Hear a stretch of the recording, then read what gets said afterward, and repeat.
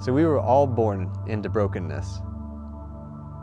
There's nowhere we can look, when we wake up until the time we go to sleep, there's nowhere we can look when we don't encounter some form of that brokenness. And that's what we just got done in that passage in Psalm 51. We were born into it. The reason I'm standing here today, the reason Daniel's behind the camera, the reason you're here today is to hear this. That Jesus, Yeshua, existed on this planet to pay for the price of our brokenness, to carry it and bury it. He came to exchange truth for a lie. And we will remember that this week. So I want to thank you for joining us as we walk through the remembrance, the story, the narrative of Jesus carrying our brokenness to the cross. So in Matthew, in chapters 26 and 27, it's just, you can break it down by just saying it is the plot to kill Jesus. So it was when people had enough of what he said, and he had upset too many status quos, ruffled too many feathers. I want to point out, by the way, the feathers he ruffled it was because he taught and he preached and he lived what it meant to truly love and truly forgive, truly heal. And for that, humanity chose to put him to death. So in Matthew 26 and 27, it starts with like people hatching a plot, people scheming and coming up with an idea how to remove Jesus from the earth.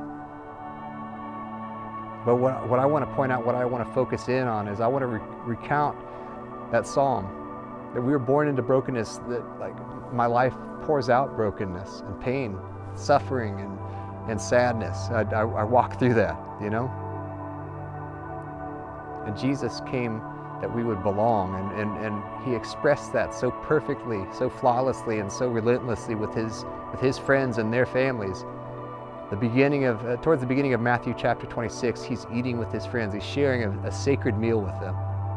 He's sharing a sacred meal with one man who would betray him, Judas.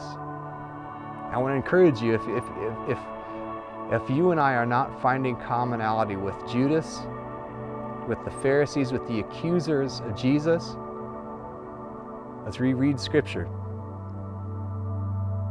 Every time we deny the good things that would build someone up in love, every time we hurl accusation from a defensive posture, every time we pass blame, we accuse Jesus. He ate with them, he broke bread with them, he sang with them. And then he came to show us what it meant to exist in intimacy with one another. And he even took to the point where he was panicking for his life. He was feeling, he made himself obedient to everything that humans are obedient to except for sin. And so in this moment, he began to recall and realize what the culmination of his path on earth, what it would lead to, and it was death.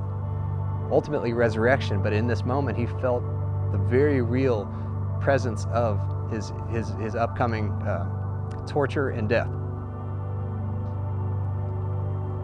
And so in his despair, he went to the garden. We've heard this garden. Some of us are familiar with this, some of us aren't. This is called the Garden of Gethsemane, and it still stands today in Israel. What Gethsemane means is olive press. It's an olive grove where trees, they pick olives from these trees and they crush them to produce olive oil. It's a priceless, back then, it was a priceless commodity, and it's a priceless thing today. In the same nature, what Jesus was encountering was the crushing of what was approaching him. But it was in that garden, during his time in prayer with the Father, that the one that he washed his feet, he shared bread with him, he ate with him and sang songs with him. Judas, with us, with me and you. He shares those things with us and washes our sin, our feet, where we've been. Judas, for 30 pieces of silver, betrayed him and handed him over to his own people, his own scriptural authorities. And because he had upset their status quo, what they did was they abandoned him. They betrayed a member of their own tribe to the foreigners that occupied their land, the Romans. And there he stood trial with common criminals, with a leader of a rebellion. And the people elected the leader of rebellion over the lover of their souls. They elected for him to be put to death on a cross.